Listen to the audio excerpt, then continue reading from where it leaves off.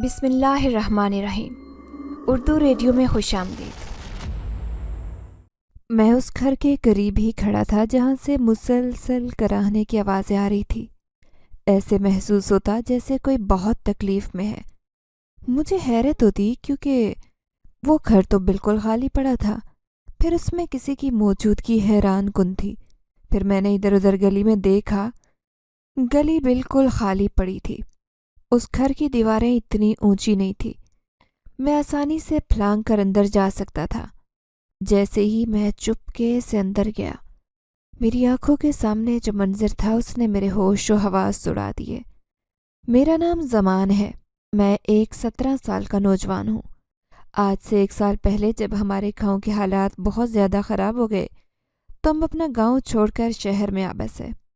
میرا تعلق پشاور کے ایک پسماندہ علاقے سے تھا۔ کبھی دہشت گردی کے واقعات تو کبھی بم دھماکے۔ بچپن سے لے کر آج تک ہم یہی سب تو سہتے آئے تھے۔ میں اپنے بہن بھائیوں میں سب سے بڑا تھا۔ میرے ابا کباڑی کا کام کرتے تھے۔ ایک دن وہ کام پر گئے تو واپس نہیں آئے۔ سارے علاقے کے لوگ انہیں ڈھونڈ ڈھونڈ کر تھک گئے، پر ابا کا کوئی نشان نہیں ملا۔ اماں ابا کی گمشدگی سے نہایت پریشان تھی۔ پھر 1 ہفتے بعد ہی ہمارے اوپر قیامت بیت گئی جب پہاڑوں کی چوٹیوں سے ابا کی تشدد زدہ لاش ملی۔ جانے انہیں کس نے مار پیٹ کر یوں پھینک دیا تھا۔ بھلا ہم جیسے غریبوں کی کس سے دشمنی ہو سکتی تھی؟ لیکن ہمارے پورے گاؤں میں ایسے واقعات عام تھے۔ کبھی کسی کا اپنا لاپتہ ہو جاتا تو کبھی کسی کی لاش مل جاتی۔ دیکھتے ہی دیکھتے ہم جوان ہو گئے۔ اب میری عمر 17 برس ہو گئی تھی۔ پھر ابا کی موت کے بعد ہم نے ہمیشہ کے لیے اپنا گاؤں چھوڑا اور شہر آ بسے۔ میری اماں ایک پردے دار عورت تھی، وہ کبھی گھر سے باہر نہیں نکلتی تھی، اس لیے میں نے ہی کام کرنے کا فیصلہ کیا۔ چھوٹے بہن بھائیوں کی اتنی عمر نہیں تھی کہ وہ بھی میرے ساتھ کام پر لگ سکتے، یوں پورے گھر کی ذمہ داری میرے کندھوں پر تھی۔ میری عمر تو صرف 17 برس تھی، لیکن دیکھنے میں ایک بھرپور جوان نظر آتا۔ پھر میں ایک ہوٹل میں کام مانگنے چلا گیا۔ ہوٹل والوں نے مجھے کام پر تو رکھ لیا، لیکن دوسرے دن ایک عجیب واقعہ ہوا۔ جب ایک آدمی کو میں کھانا دینے گیا تو بڑے غور سے وہ مجھے دیکھنے لگا۔ اس کی آنکھوں میں میرے لیے شک تھا۔ پھر اس نے ہوٹل کے مالک کو بتایا اور کہنے لگا، تم افغانیوں کو کام پر کیوں رکھتے ہو؟ جانتے بھی ہو کہ آج کل حالات کیسے ہیں، ہر جگہ دہشت گردی کے واقعات ہو رہے ہیں۔ اگر تم نے اسے اپنے ہوٹل پر نوکری دے دی تو میں تمہاری شکایت پولیس سے کر دوں گا۔ وہ شاید کوئی بڑا آدمی تھا۔ ہوٹل کا مالک اس کی دھمکیوں سے ڈر گیا۔ پھر اس نے مجھے اپنے کام سے نکال دیا۔ میں حیرت سے سوچنے لگا کہ کیا میرے منہ پر لکھا ہے کہ میں افغانی ہوں؟ میں تو پاکستانی ہوں۔ میرے ماں اور باپ بھی پاکستانی ہی تھے۔ اگر میری شکل افغانیوں جیسی تھی تو اس میں میرا کیا قصور تھا؟ پھر گھر آ کر میں نے اماں کو یہ بات بتائی کہ میں جہاں بھی کام مانگنے جاتا ہوں وہاں سے مجھے بھگا دیا جاتا ہے، یہ کہہ کے کہ میری کوئی شناخت نہیں تھی۔ میرے پاس کوئی شناختی کارڈ تھا اور نہ ہی میرے سر پر کوئی بڑا موجود تھا۔ اس دن میں بڑی مایوسی سے گلی میں بیٹھا ہوا تھا جب میرے قریب سے 3 لڑکے گزرے۔ وہ دکھنے پہ میرے جیسے ہی تھے۔ پھر وہ میرے قریب آئے اور مجھ سے میری زبان میں بات کرنے لگے، تو مجھ سے بات کر کے مجھے محسوس ہوا کہ وہ میرے ہی قریبی گاؤں سے تعلق رکھتے تھے۔ پھر وہ کہنے لگے کہ ہم 2 سال سے یہ کام کر رہے ہیں، تم بھی ہمارے ساتھ یہ کام کرو، اسی میں ہمارا فائدہ ہے۔ میں اتنا ذلت آمیز کام تو نہیں کرنا چاہتا تھا، لیکن پیٹ بھرنے کے لیے کچھ تو کرنا تھا۔ جب یہ میرے جیسے لڑکے کر سکتے تھے تو پھر میں کیوں نہیں؟ ان تینوں کے ہاتھوں میں کچرے کے بورے تھے جن میں کاغذ، ردی، لوہا اور نہ جانے کیا کیا بھرا تھا۔ پھر وہ کہنے لگے کہ اس کام میں ہمیں بہت فائدہ ہے، کبھی کبھی ہمیں کوئی اچھی چیزیں بھی مل جاتی ہیں تو ہمارے وارے نیارے ہو جاتے ہیں۔ پھر میں بھی ان سے کہنے لگا کہ میں بھی تمہارے ساتھ کام کرنا چاہتا ہوں، کیونکہ مجھے کہیں پر بھی کوئی کام دینے کو تیار نہیں۔ یوں میں نے بھی ہاتھ میں ایک بورا لیا اور ان کے ساتھ کام کرنے لگا۔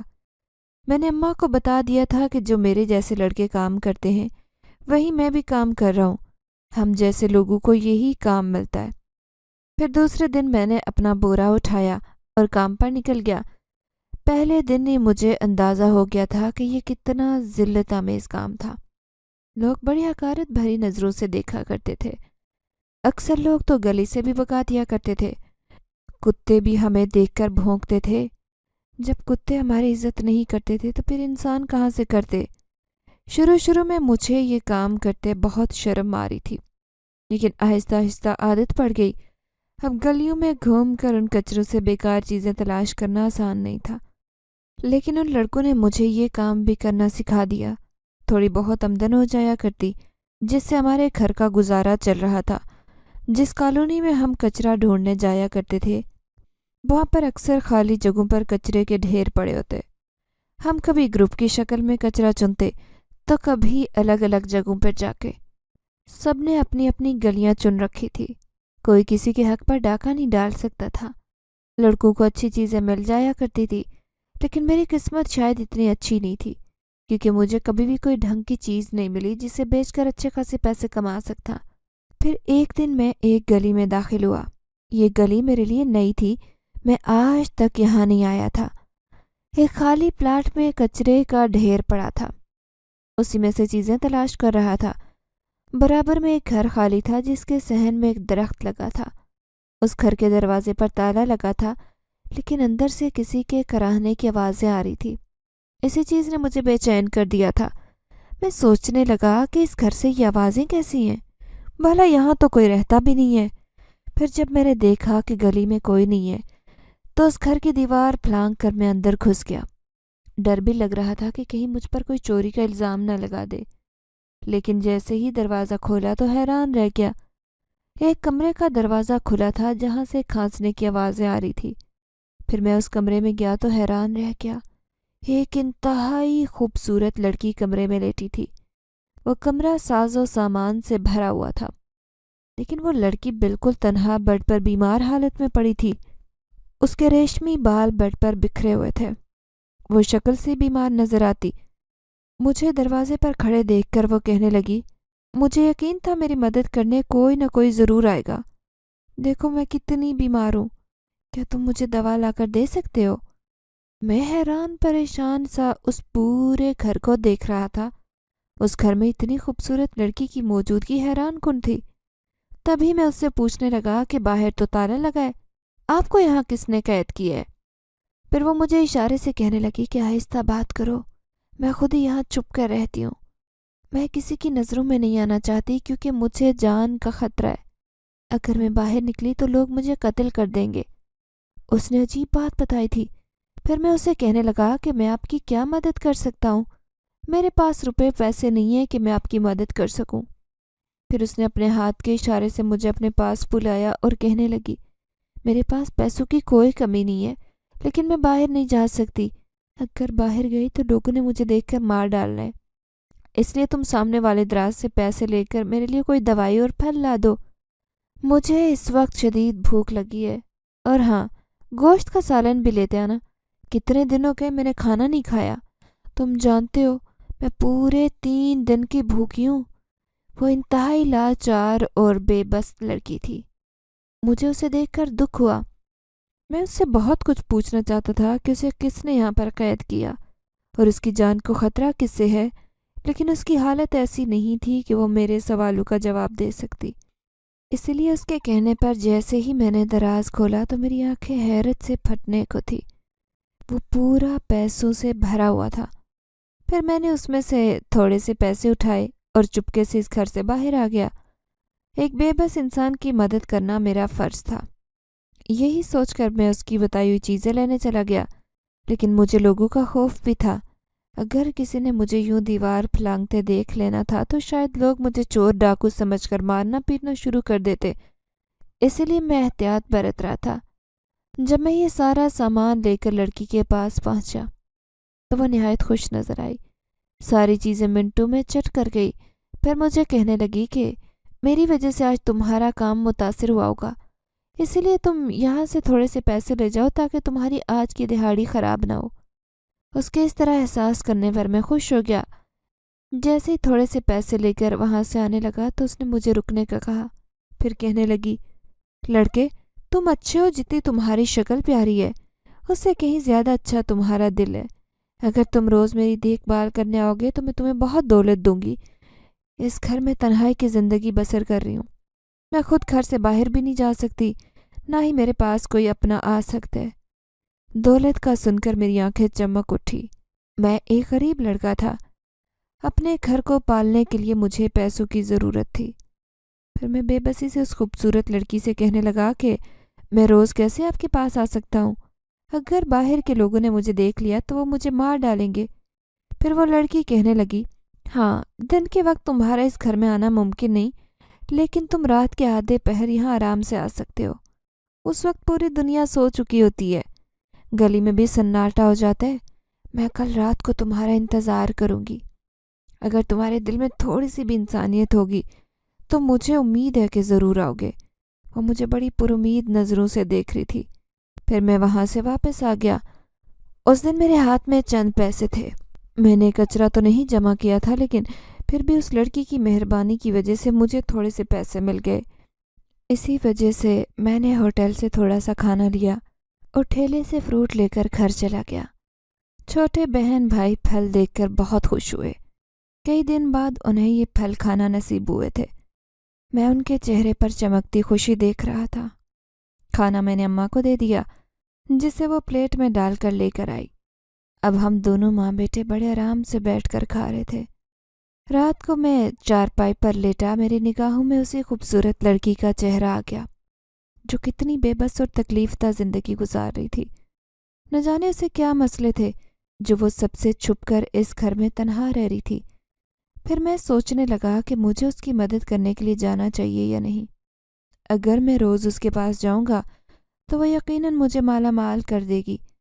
اس کی دراز میں بھرے ہوئے پیسوں سے صاف ظاہر تھا کہ دولت اس کے پاس بہت زیادہ ہے۔ اب میں نے دل میں پکا ارادہ کر لیا کہ میں اس لڑکی کی مدد ضرور کروں گا۔ یہی سوچتے سوچتے رات کو میں سو گیا۔ صبح میری اماں نے مجھے بڑی مشکل سے اٹھایا۔ میرے دوست مجھے دروازے پر بلانے آئے تھے۔ پھر میں نے اپنے کچرے کا بورا تھاما اور اپنے کام پر چل دیا۔ روزانہ میں ایک مایوسی کی کیفیت میں گرفتار ہوتا، لیکن آج میرے دل پر تھوڑا اطمینان تھا۔ شاید میں نے دل میں سوچ لیا تھا کہ میں اس لڑکی کی مدد کرنے ضرور جاؤں گا۔ بدلے میں وہ لڑکی مجھے پیسے دے دے گی، جو مجھے اتنی محنت نہیں کرنی پڑے گی۔ اس دن بھی میں کچرا چن رہا تھا جب ایک آدمی اپنا ڈسٹ بن خالی کر کے گیا۔ میں نے دیکھا اس میں بے تحاشا رزق بھرا ہوا تھا۔ مجھے اس ڈسٹ بن کو دیکھ کر بہت افسوس ہوا۔ نہ جانے لوگ کیوں اتنا رزق ضائع کر دیتے ہیں۔ ہم جیسے غریب لوگ اسی کھانے کے لیے کچرے میں ہاتھ ڈالتے ہیں، لیکن لوگ اس کی بالکل قدر نہیں کرتے۔ ابھی میں وہاں کوئی کام کی چیز تلاش کر ہی رہا تھا کہ اچانک ہی وہاں ایک بوڑھی فقیرنی آئی۔ وہ کچرے میں سے وہی کھانا اٹھا اٹھا کر کھا رہی تھی۔ میں نے یہ دیکھا تو مجھے بہت افسوس ہوا۔ فوراً ہی میں اس بوڑھی فقیرنی کے پاس گیا اور اپنی جیب میں سے رکھے 2 نوٹ نکال کر اس کے ہاتھ پر رکھ دیے۔ اس سے کہنے لگا، اماں، سامنے دکان سے جا کر بسکٹ وغیرہ کھا لو، یہ کھانا خراب ہو چکا ہے۔ وہ مجھے دعائیں دیتی وہاں سے رخصت ہو گئی۔ پھر اس دن میں جلدی کام ختم کر کے چلا گیا۔ آج بھی مجھے کچرے سے کوئی ایسی خاص کام کی چیز نہیں ملی تھی جسے بیچ کر میں چند پیسے حاصل کر لیتا۔ اماں بھی بڑی مایوس نظر آ رہی تھی۔ میرے ساتھ کام کرنے والے لڑکے تو روزانہ ہی اچھے خاصے پیسے کما لیا کرتے، لیکن شاید میری قسمت ایسی نہیں تھی۔ پھر میں بستر پر کروٹیں بدلنے لگا۔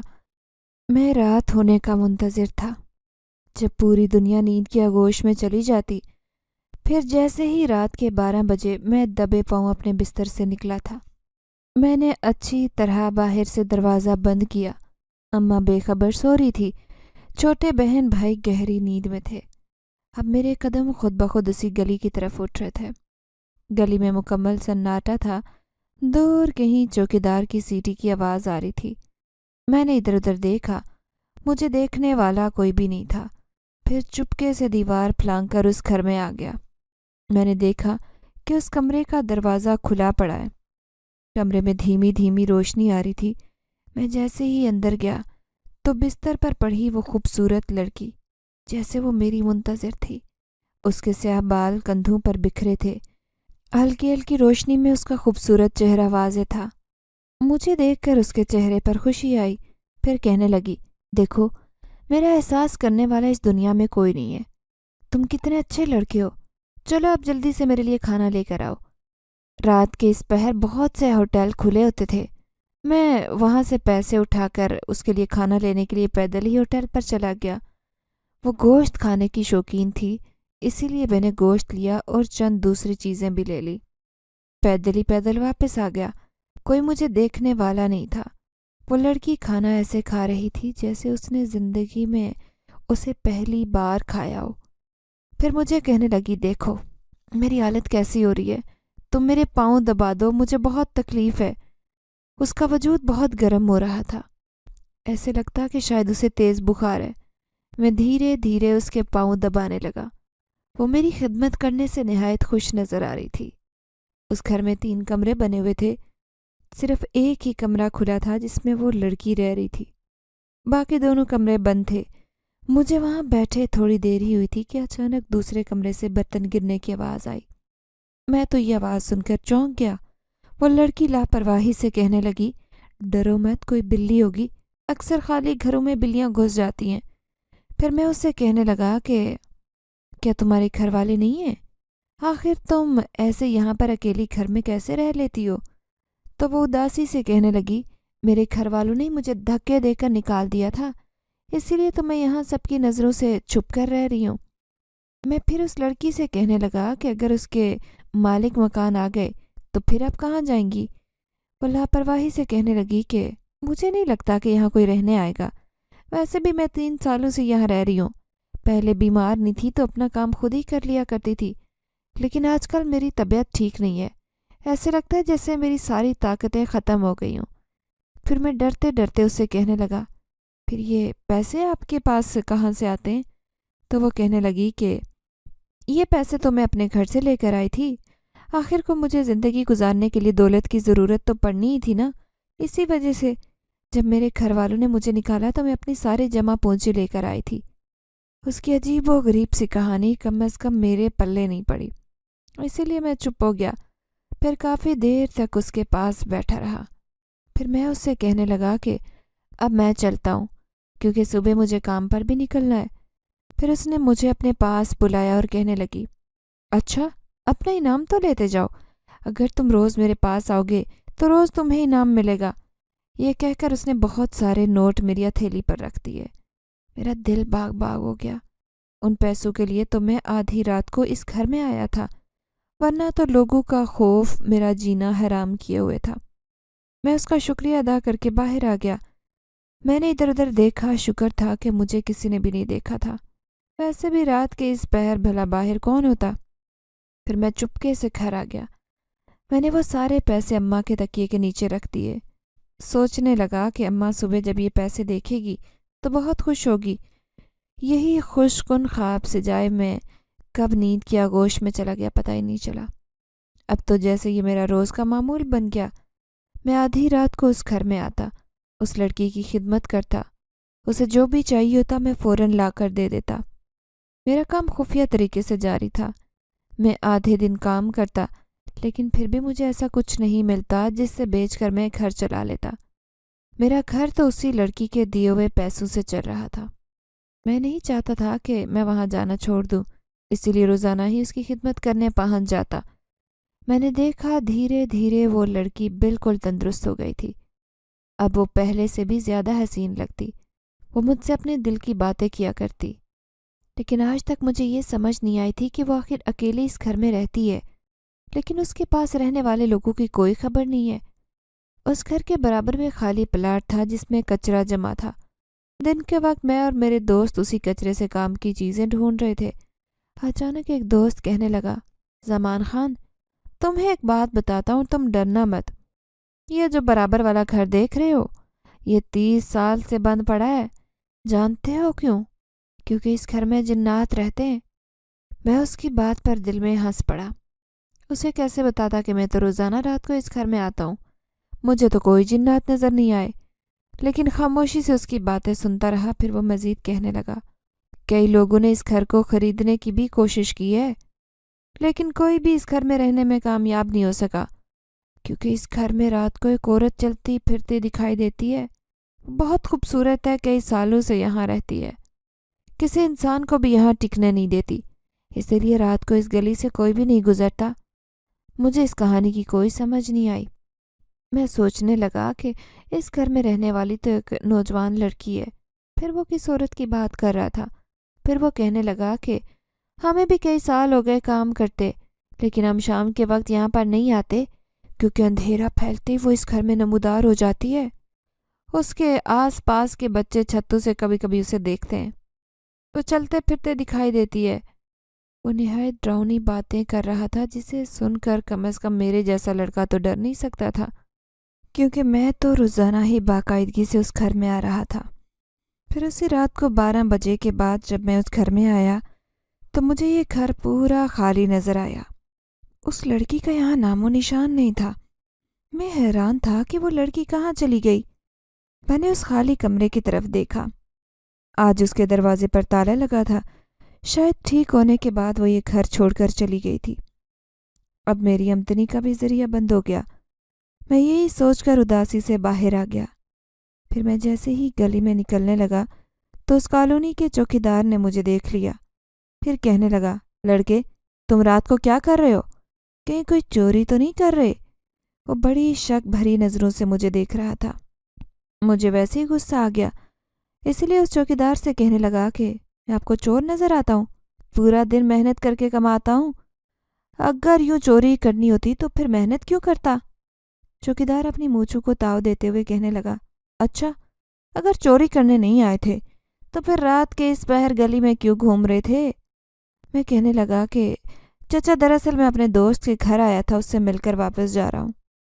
پھر میں تھوڑی دیر کے لیے اس کے پاس رکا اور چوکیدار سے کہنے لگا کہ چچا ایک بات بتاؤ، اس گھر میں کسی کی آوازیں آتی ہیں، کبھی رونے کی تو کبھی ایسے لگتا ہے کہ کوئی تکلیف میں مبتلا ہو، یہ آوازیں کیسی ہیں؟ مجھے اس لڑکی کے بارے میں تجسس تھا، اسی لیے میں نے چوکیدار کے سامنے یوں ہی بات بنا دی۔ پھر وہ کہنے لگا، لڑکے کبھی بھولے سے بھی وہاں نہیں جانا، وہاں پر ایک چڑیل رہتی ہے۔ وہ مجھے بھرپور ڈرانے کی کوشش کر رہا تھا۔ ویسے بھی مجھے اس لڑکی کے بارے میں تجسس تھا جو نہ جانے کہاں چلی گئی۔ اس رات میں واپس لوٹ آیا، پھر دوسرے دن حسب معمول اپنا کام کرنے لگا، لیکن میں نے 2-3 دفعہ اس گلی کے چکر لگا کر دروازے سے گھر میں جھانکنے کی کوشش کی۔ مجھے اس لڑکی کے کوئی آثار نہیں نظر آئے۔ کچھ دن بعد میں اس لڑکی کو بھولا بیٹھا اور اپنے کام میں مگن ہو گیا۔ اچانک ہی ایک دن میرے ساتھ کام کرنے والے لڑکے کے ساتھ ایک عجیب واقعہ پیش آیا۔ جب اسے دورے پڑنے لگے، اس کی ماں کا رو رو کر برا حال تھا۔ اس لڑکے کی یہ حالت دیکھ کر میں بھی حیران تھا۔ پھر اس کی ماں اسے مولوی کے پاس لے گئی۔ مولوی نے اسے دیکھا تو اس کی ماں سے کہنے لگا کہ اس نے کسی آسیب زدہ جگہ پر گندگی پھیلانے کی کوشش کی ہے، شاید اس لڑکے نے کسی جگہ پر رفع حاجت کے دوران کسی ایسی جگہ کو استعمال کیا جہاں جنات رہتے تھے۔ اس کی ماں یہ سن کر دہل کر رہ گئی۔ پھر اس مولوی سے کہنے لگی کہ مولوی صاحب، خدا کے لیے میرے بچے سے تو غلطی ہو گئی ہے، لیکن آپ اس کے اوپر دم کر دیں تاکہ اس کی طبیعت ٹھیک ہو جائے۔ یہی میرے گھر کا سہارا ہے، مجھے کما کر کھلاتا ہے تو میں اپنا گھر چلاتی ہوں۔ پھر مولوی صاحب نے اس کے اوپر دم کیا اور پہننے کے لیے اس کے گلے میں تعویذ دے دیا۔ مجھے اس کی حالت دیکھ کر افسوس ہو رہا تھا۔ اب میں بہت احتیاط کرنے لگا، زیادہ تر ایسی جگہوں پر جانے سے گریز ہی کرتا، کیونکہ میں جانتا تھا کہ میری ماں تو ایک پردے دار عورت تھی، وہ گھر سے باہر ہی نہیں نکلتی تھی۔ ایسے میں اگر میں یوں بیمار پڑ جاؤں گا تو وہ بیچاری اکیلی عورت کیا کرے گی؟ پھر ایک دن میں کام پر گیا، لیکن پورا دن ہو گیا، مجھے ایک بھی ایسی چیز نہیں ملی کہ میں وہ چیز بیچ کر پیسے حاصل کر سکتا۔ میرے ساتھ والے لڑکوں کے سارے ہی تھیلے قیمتی چیزوں سے بھر گئے، لیکن مجھے ایک بھی چیز نہیں ملی۔ مجھے شدید مایوسی نے آ گھیرا۔ پھر میں نے فیصلہ کیا کہ بھلے مجھے رات ہو جائے، لیکن میں ان چیزوں کو تلاش کرنا جاری رکھوں گا۔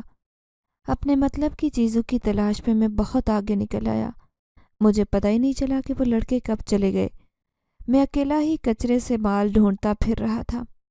پھر یوں ہی چلتے ڈھونڈتے پھرتے میں بہت آگے آ گیا۔ یہ ایک ویران سی جگہ تھی جہاں ہر طرف سناٹا چھایا تھا۔ शहर से दूर ये कूड़े के कचरे से अटी हुई जगह थी। यूं ही कचरा खंगालते खंगालते अचानक मेरे हाथ में कोई चीज़ आई। वो खूबसूरत नगीने से चमकता एक लाकट था। उसकी सुनहरे रंग की जंजीर रात के अंधेरे में भी खूब चमक रही थी। मुझे ऐसे लग रहा था जैसे ये सोने का था।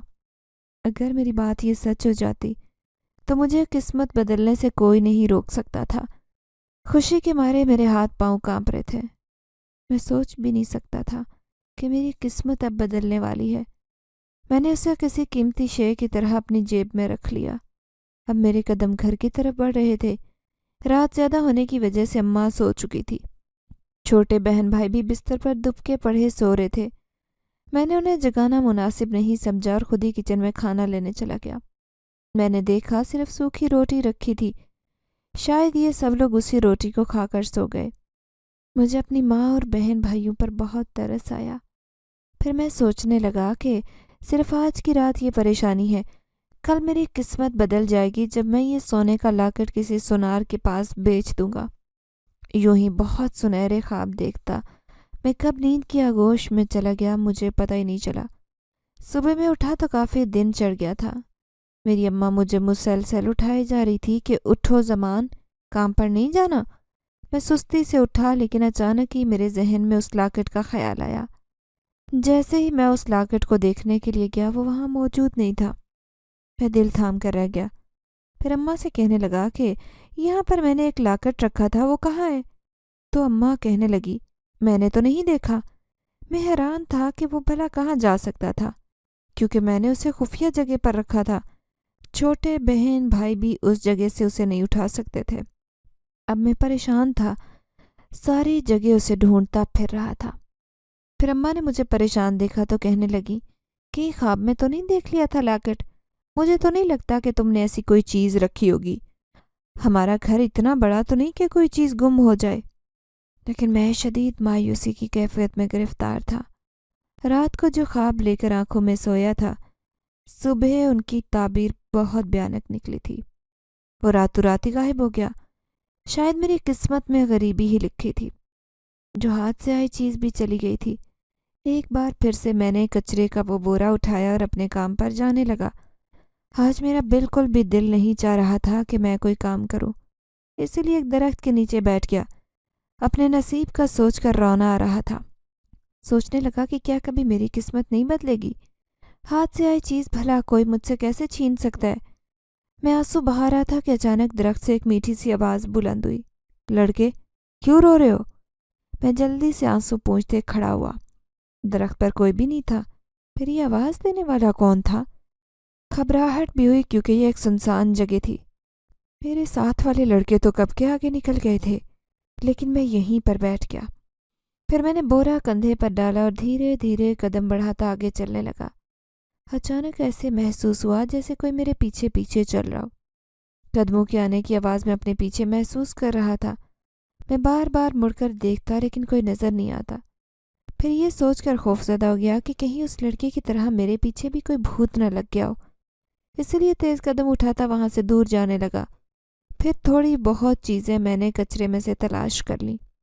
उन्हीं को बेचकर चंद पैसे घर लेकर चला गया। अब मेरे चेहरे पर मायूसी रहने लगी। हालात ख़राब होते जा रहे थे। उस रात मैं सो रहा था जब अचानक दरवाजे पर दस्तक हुई। अम्मा सो रही थी, इसलिए मैंने उठकर दरवाज़ा खोला तो हैरान रह गया। लंबे बालों वाली खूबसूरत लड़की दरवाजे पर खड़ी थी। मैं उसे यूं दहलीज पर खड़े देखकर हैरान हुआ और उससे कहने लगा, आपको कैसे पता चला मेरे घर का? क्या आपने वो घर छोड़ दिया है? मेरी बात पर उसने मुस्कुराकर मुझे देखा, फिर कहने लगी, हाँ, क्योंकि मैं वापस अपने घर चली गई हूँ। लेकिन एक बात तुम्हें बताने आई हूँ। क्या तुम्हारी कोई कीमती चीज़ खोई है? वो सवालिया अंदाज में पूछ रही थी। मैंने जहन पर जोर डाला, फिर मायूसी से कहने लगा, हाँ, मुझे कचरे से खूबसूरत लाकट मिला था, लेकिन खुद ही गायब हो गया वो। लेकिन आपको कैसे पता? फिर उसने अपना हाथ आगे किया और वही खूबसूरत लाकट उसके हाथ में था। मैं हैरान रह गया कि भला उसके पास कैसे? वो कहने लगी कि ये खास और कीमती लाकट है। ये कभी किसी इंसान के पास नहीं रहेगा, क्योंकि ये इंसानों का नहीं बल्कि जिन्नात का है। इसमें कुछ जादुई ताकतें हैं जिसकी वजह से ये वापस हमारे पास आ जाता है। उसकी बातें ना समझ में आने वाली थी। फिर मैं उसे कहने लगा, लेकिन तुम तो इंसान हो, تمہارے پاس کیسے؟ وہ مسکرائی اور پھر کہنے لگی، کس نے کہا میں انسان ہوں؟ میں بھی جن ہوں۔ تمہارا مجھ پر احسان ہے، اسی لیے تمہیں حقیقت بتانے آئی ہوں۔ مجھ سے ڈرنے کی ضرورت نہیں ہے کیونکہ تم نے میرے ساتھ بہت اچھا سلوک کیا، اسی وجہ سے میں نیکی کا بدلہ کبھی برائی سے نہیں دیتی۔ آج سے 20 سال پہلے میرے ماں باپ کو قبیلے بدر کر دیا گیا تھا۔ ان کی خطا یہ تھی کہ انہوں نے ایک شیطانی جنات کی مدد کی تھی۔ وہ نہیں جانتے تھے کہ وہ شیطانی جنات کس ارادے سے قبیلے کے اندر آیا ہے، لیکن وہ خاص عمل کر رہا تھا۔ اس عمل کو کرنے کے لیے اس نے میرے ماں باپ کو مہرہ بنا کر ان کی مدد حاصل کی۔ بعد میں قبیلے کے سردار کو یہ بات پتہ چلی، جس کی وجہ سے انہوں نے ہمارے پورے خاندان کو قبیلے سے نکال دیا۔ میں اس وقت چھوٹی بچی تھی، اپنے ماں باپ کے ساتھ بھٹکنے لگی۔ بھلا ہم انسانوں کے ساتھ کیسے رہتے؟ اسی لیے ہم اس کوشش میں تھے کہ کسی ایسی جگہ پر رہائش رکھیں جہاں مکمل سناٹا ہو، ویرانی ہو، لیکن کوئی ایسی جگہ نہیں ملی۔ مجبور ہو کر ہم نے خالی گھر کا انتخاب کیا۔ ایک پرانا گھر تھا جس میں کوئی نہیں رہتا۔ میں اس گھر میں آ کر خوش تھی۔ پھر میرے بابا اس گھر میں میرے لیے ایک جھولا بھی انہوں نے باندھ دیا۔ میں دیکھتی جب انسانوں کے بچے چھت سے لٹک کر مجھے دیکھا کرتے۔ بظاہر میں انہیں نظر نہ آتی، لیکن ہلتے ہوئے جھولے کو بآسانی دیکھ سکتے تھے۔ پھر اس جھولے کو ہلتا دیکھ کر وہ اپنے بڑوں کو بلا لاتے۔ یوں پورے محلے میں تشویش پھیل گئی تھی کہ اس گھر میں آصف رہتے۔ میرے اماں ابا پریشان رہنے لگے کہ کہیں ایسا نہ ہو کہ محلے میں کوئی ٹونا ٹونٹکا کروا کر ہمیں یہاں سے بگا دے، لیکن میں اپنے ماں باپ سے کہہ چکی تھی کہ ہم کسی صورت یہ گھر نہیں چھوڑیں گے، کیونکہ ہمیں یہ اپنا لگنے لگا تھا۔ پھر کافی سال گزر گئے اور اب میں جوان ہو گئی۔ پھر ایک دن سردار نے کچھ جن جادو کو بھیج کر اماں ابا کو قبیلے بلوا لیا۔ سردار نے میرے اماں ابا کو معاف کر دیا تھا، لیکن میرا واپس قبیلے جانے کو دل نہیں کرتا تھا، اسی لیے اکیلی اس گھر میں رہنے لگی۔ جب دل چاہتا ماں باپ سے ملنے قبیلے چلی جایا کرتی۔ میرے اماں ابا کہنے لگے کہ تم یہاں اکیلی پڑ جاؤ گی، اگر کبھی بیمار ہوگی تو کون خیال رکھے گا؟ لیکن میں بہت ضدی طبیعت کی تھی، اس لیے ان کی ایک نہیں مانی، اور پھر جب میری طبیعت خراب ہو گئی تو میرے رونے کی آوازیں سن کر تم اس گھر میں آئے۔ تم شکل و صورت سے تو بہت پیارے تھے، اسی طرح تمہارا دل بھی بہت نیک تھا۔ یوں تم نے میرا کئی دن خیال رکھا۔ مجھے تمہاری یہ عنایت بہت اچھی لگی۔ تم ایک مہربان طبیعت کے لڑکے ہو۔ پھر کچھ دن تک اس گھر میں رہنے کے بعد میں اپنے ماں باپ کے پاس واپس لوٹ گئی تھی۔ میں نے اس گھر کو چھوڑ دیا تھا، لیکن کچھ دن پہلے کی بات ہے کہ اچانک ہی کبھی ہمارے قبیلے کے سردار کا ایک قیمتی لاکٹ کسی جنزاد نے چوری کر لیا۔ اس نے سردار کی ساری جادوئی طاقتیں موجود تھی۔ پورے قبیلے میں کھلبلی مچ گئی۔ سردار نے اعلان کیا کہ جو بھی میرا لاکٹ ڈھونڈ کر لائے گا اسے میں اپنا وزیر منتخب کر لوں گا۔ یہ بات سن کر سارے جنزاد پرجوش تھے۔ ہر کوئی یہی چاہتا کہ وہ لاکٹ سب سے پہلے وہی ڈھونڈ کر لائے۔ میرے ابا کی اگرچہ عمر زیادہ ہو گئی تھی، لیکن ان کا کام میں کر سکتی تھی۔ میرے اندر بہت ساری ایسی طاقتیں تھیں جن کی مدد سے میں وہ لاکٹ ڈھونڈ سکتی تھی۔ پھر میں نے فوراً ہی اپنی طاقتوں کے ذریعے معلوم کر لیا کہ وہ لاکٹ کسی انسان کو ملا تھا۔ وہ کوئی اور نہیں بلکہ تم تھے۔ اس رات میں نے تمہارے گھر سے وہ لاکٹ اٹھا کر سردار کے حوالے کیا۔ سردار نے بھی میرے باپ کو وزیر منتخب کر لیا۔ میں اس بات سے خوش تھی، لیکن بعد میں جب تمہیں پریشان دیکھا تو افسوس ہوا، کیونکہ تمہیں لاکٹ کی بہت ضرورت تھی۔ شاید وہ تمہارے لیے بہت قیمتی تھا، اس لیے آج میں تمہاری مدد کرنے آئی ہوں۔ میں وہ سردار کا لاکٹ تو تمہیں واپس نہیں دے سکتی، لیکن اس کی جگہ پر تمہیں ڈھیروں خزانہ دے سکتی ہوں، جسے پا کر تم اپنی قسمت بدل لوگے۔ وہ جنزادی میرے سامنے کھڑی مجھے ساری باتیں بتا رہی تھی۔ میں حیران رہ گیا۔ اتنے دن سے میں جس کو خوبصورت لڑکی سمجھتا آ رہا تھا وہ تو ایک جنزادی تھی۔ پھر میں اس سے کہنے لگا کہ تم بھلا میری قسمت کیسے بدلو گی؟ وہ رازداری سے کہنے لگے کہ ہمیں ایسے بھی راز معلوم ہوتے ہیں جو انسانوں کو کبھی نہیں پتہ چلتے، اس لیے میں تمہیں خاص بات بتانے والی ہوں۔ میں اس علاقے میں 20 سال سے رہتی آ رہی تھی، اسی لیے یہاں کے چپے چپے کا علم ہے۔ یہاں پر ایک بہت پرانا بنگلہ ہے جہاں پر کوئی بھی نہیں رہتا۔ آج سے 20 سال پہلے وہاں کے مالک مکان جب یہ گھر چھوڑ کر جا رہے تھے تو وہ اپنا قیمتی زیورات سے بھرا ایک صندوق اس گھر کے لان میں دفن کر کے چلے گئے، لیکن جس آدمی نے خزانہ دفن کیا تھا اس کی یادداشت گم ہو گئی۔ اس نے مرنے سے پہلے کسی کو بھی یہ نہیں بتایا کہ خزانہ کہاں ہے۔ پھر اس خزانے سے مایوس ہو کر کوئی واپس نہیں لوٹا۔ یوں وہ خزانہ آج بھی زمین کے نیچے دفن ہے۔ تم میری مدد حاصل کر کے بآسانی وہ خزانہ حاصل کر سکتے ہو۔ میں تمہارے ساتھ ہوں، تم پر آنچ بھی نہیں آنے دوں گی۔ اس خزانے کی تلاش میں کئی لوگ مارے مارے پھرتے ہیں۔ کئی لوگوں نے اسے ڈھونڈنے کی کوشش کی، لیکن میرے سینے میں یہ راز آج تک دفن تھا، جسے میں نے صرف تمہارے سامنے ظاہر کیا کیونکہ تم نے میرے ساتھ ایک نیکی کی۔ تم ایک محنتی اور مہربان طبیعت کے لڑکے ہو، تمہاری قسمت ضرور بدلنی چاہیے۔ یہی سوچ کر میں تمہیں وہ راز بتانے آئی ہوں۔ جاؤ اور جا کر وہ خزانہ حاصل کر کے اپنی قسمت بدلو۔ یہ کام تمہیں رات کے اندھیرے میں کرنا ہوگا، کیونکہ میں صرف رات میں ہی ظاہر ہو سکتی ہوں، دن میں نہیں۔ دن میں مجھے دیکھنے کے لیے بہت ساری آنکھیں موجود ہوتی ہیں۔ میں نہیں چاہتی کہ میں کسی کے سامنے خود کو ظاہر کروں۔ کل رات تم میرا انتظار کرنا، میں وہ خزانہ ڈھونڈنے میں تمہاری بھرپور مدد کروں گی۔ یہ کہہ کر وہ جن زادی میرے سامنے سے غائب ہو گئی۔ میرے ہاتھ پاؤں ٹھنڈے ہو رہے تھے۔ یقین نہیں آ رہا تھا کہ وہ مہربان جن زادی میری چھوٹی سی نیکی کا صلہ مجھے قیمتی خزانہ دے کر میری قسمت بدل دے گی۔ دوسرے دن بھی میں کام پر نہیں جا سکا، بلکہ گھوم پھر کر اسی پرانے گھر کا جائزہ لیتا رہا۔ اس گھر پر تالا لگا ہوا تھا، آس پاس بھی کوئی نہیں رہتا تھا۔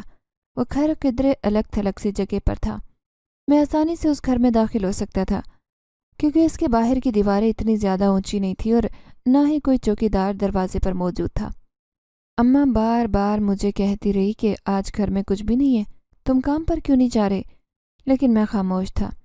اماں کو کیا کہتا کہ اب ایک تو بیگم صاحبہ بننے والی ہے تو، اور جلدی ہم سب کی قسمت بدل جائے گی۔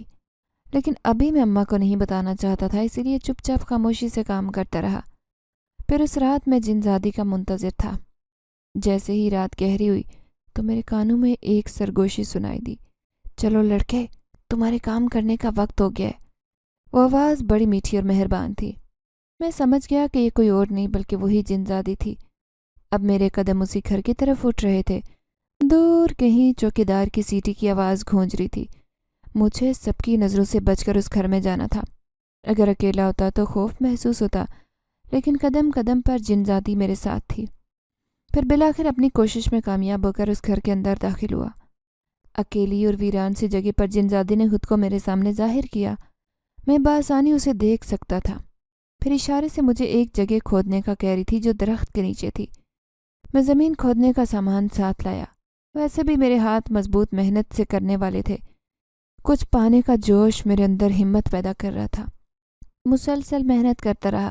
بالآخر جیسے ہی گہری زمین کے نیچے صندوق نظر آیا، مجھے اپنی خوشی پر کوئی اختیار نہیں رہا۔ وہ جن زادی میری خوشی دیکھ کر مسکرائی۔ پھر میں نے صندوق نکال کر اسے کھولا تو حیران رہ گیا۔ اس کی ایک ایک بات سچ تھی، اس میں موجود قیمتی خزانہ ہیرے جواہرات سے بھرا تھا۔ میں اس کا شکریہ ادا کرنے لگا تو وہ کہنے لگی کہ شکریہ بعد میں ادا کرنا، پہلے یہاں سے نکلنے کی تیاری کرو، ایسا نہ ہو کہ تمہیں کوئی نکلتے ہوئے دیکھ کر تمہارا پیچھا کرنا شروع کر دے۔ میں بڑی احتیاط سے اس گھر کی دیوار پھلانگ کر باہر آیا۔